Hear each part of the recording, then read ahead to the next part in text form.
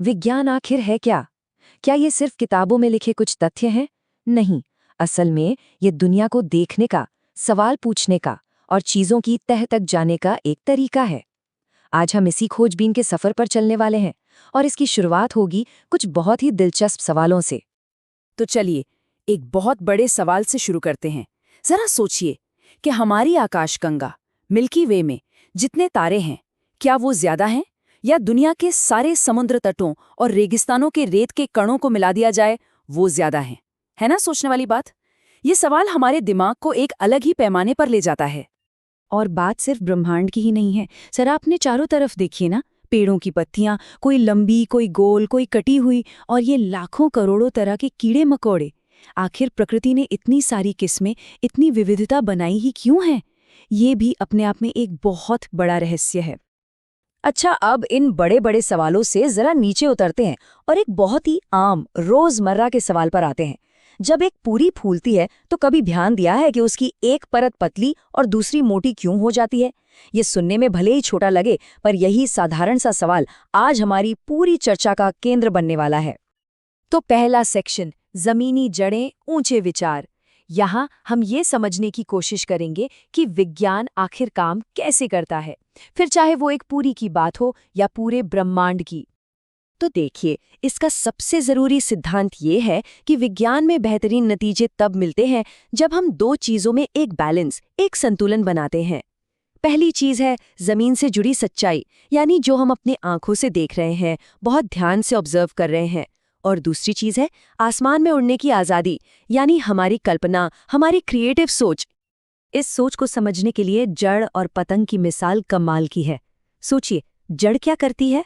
वो हमें जमीन से, यानी तथ्यों और अवलोकनों से मजबूती से जोड़े रखती है। और पतंग हमारी कल्पना को, हमारी सोच को आजादी देती है कि वो ऊंची उड़ान भरे और नए विचारों तक पहुंचे। बस यही संतुलन, यही वैज्ञानिक सोच का असली सार है। अब आते हैं दूसरे सेक्शन पर, रसोई में विज्ञान। चलिए इस बड़े से आइडिया को एक बहुत जानी पहचानी जगह पर आजमा कर देखते हैं। जरा सोचिए, अगर किसी वैज्ञानिक को ये पता लगाना हो कि भाई फूल फूलती क्यों है, तो वो इसकी जांच पड़ताल कैसे करेगा? ये कोई रॉकेट साइंस नहीं है, बल्कि एक असली वैज्ञानिक पहेली है। तो चलिए एक वैज्ञानिक की तरह सोचते हैं। तो एक वैज्ञानिक इस पहेली को कैसे सुलझाएगा?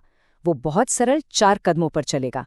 सबसे पहले एक साफ सुथरा सवाल पूछेगा, फिर उन सभी चीजों को पहचानेगा जिन्हें बदला जा सकता है, जिन्हें विज्ञान की भाषा में चर या वेरिएबल्स कहते हैं। तीसरा, और ये बहुत जरूरी है, कि वो एक बार में सिर्फ एक ही चीज को बदलकर प्रयोग करेगा। और चौथा, जो कुछ भी हो रहा है उसे बहुत ध्यान से देखेगा, सुनेगा और नोट करेगा। तो पूरी के मामले में ऐसे वेरिएबल्स क्या हो सकते हैं? जैसे कि हम गूंथे हुए आटे की मोटाई बदल सकते हैं, तेल का तापमान कम या ज्यादा कर सकते हैं, या फिर अलग अलग तरह का आटा इस्तेमाल करके देख सकते हैं, जैसे गेहूं का आटा या मैदा। यहाँ तक कि पूरी को तेल में डालने का तरीका भी एक वेरिएबल हो सकता है। ये सब वो चीजें हैं जिन्हें हम अपने कंट्रोल में रख सकते हैं। और अब सुनिए एक बहुत ही हैरान करने वाली बात। ये जो पूरी के फूलने की इतनी आम सी घटना है ना, इस पर यकीन करना मुश्किल है, लेकिन आज भी वैज्ञानिक इसे पूरी तरह से नहीं समझ पाए हैं। ये बात हमें याद दिलाती है कि विज्ञान में हमेशा कुछ नया खोजने और समझने के लिए बाकी रहता है, चाहे वो चीज कितनी ही छोटी क्यों ना हो।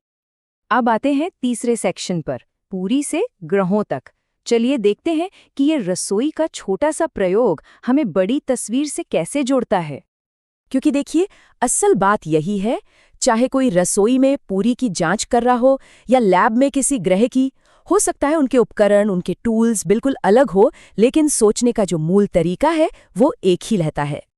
इस बात को ऐसे समझिए, पूरी के मामले में सवाल है ये फूलती क्यों है, और वेरिएबल है तेल का तापमान या आटे की मोटाई। अब ग्रह के बारे में सोचिए, वहां सवाल है क्या दुनिया गर्म हो रही है, और एक बड़ा वेरिएबल है कार्बन डाइऑक्साइड का लेवल। दोनों ही मामलों में तरीका वही है, एक कारक को बदलकर उसके असर को समझना। बस पैमाने का फर्क है, सोचने के तरीके का नहीं।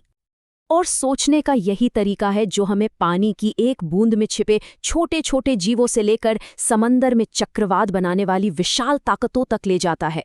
इसी सोच से हम उन छोटे से छोटे कणों को समझते हैं जिनसे हर चीज बनी है, उस प्रकाश को समझते हैं जो आईने में तस्वीर बनाता है, और यहाँ तक कि ग्रहों की उस गति को भी जिसके हिसाब से हमारे कैलेंडर बनते हैं। और अंत में यही बात सबसे ज्यादा मायने रखती है। सवाल पूछने, वेरिएबल्स पहचानने और एक सिस्टम से जांच करने की यही सोच हमें जलवायु परिवर्तन जैसी आज की सबसे बड़ी चुनौतियों को समझने और उनका समाधान खोजने में मदद करेगी। हमारे ग्रह का भविष्य इसी पर निर्भर करता है। और अब आखिरी सेक्शन, आपकी खोजबीन। तो अब बारी है इस सोच को अपनी जिंदगी में लाने की। देखिए, विज्ञान की दुनिया में कदम रखने के लिए किसी बड़ी फैंसी लैब की जरूरत नहीं होती। हमारी रसोई, हमारा बगीचा, हमारा आस पड़ोस, ये सब चीजों को ध्यान से देखने और सवाल पूछने के लिए बेहतरीन जगह है। सिर्फ एक चीज चाहिए, और वो है जिज्ञासा। तो इस चर्चा को एक सवाल पर खत्म करते हैं। ऐसी कौन सी चीज है जो आपके मन में दुनिया के बारे में और जानने की उत्सुकता पैदा करती है? वो कौन सा सवाल है जो आपको सोचने पर मजबूर करता है? बस उस सवाल को खोजिए और समझिए कि आपकी वैज्ञानिक यात्रा वहीं से शुरू हो गई है।